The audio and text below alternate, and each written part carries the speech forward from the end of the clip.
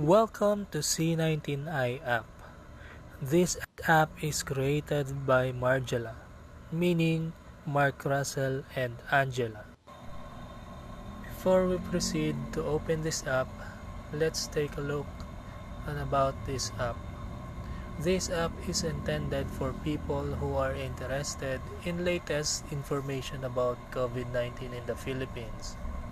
Inside the app, you will find daily total numbers infected by COVID-19 and daily total numbers recovered.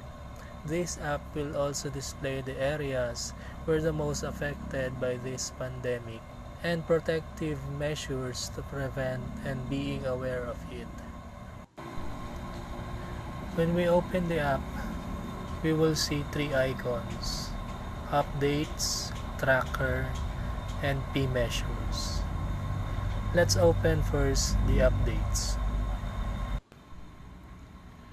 If we open the updates icon, it will display the total numbers of the following: the active cases, asymptomatic, mild, severe, critical, recovered, deaths, and repatriates.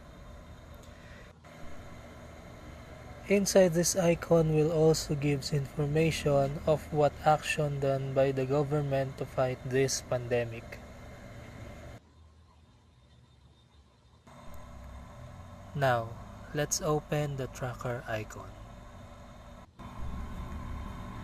The tracker icon will be able to display the most affected areas by this pandemic, and it was based on the highest number of active cases. It displays the top regions, top provinces, and total number of active cases within its areas. Now, let's proceed to open the P measures icon, or what we call protective measures.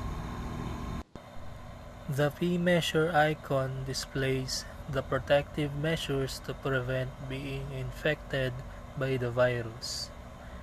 All users will be informed by these protective measures and leads into action if they want to be stayed safe even they are near in highly affected areas.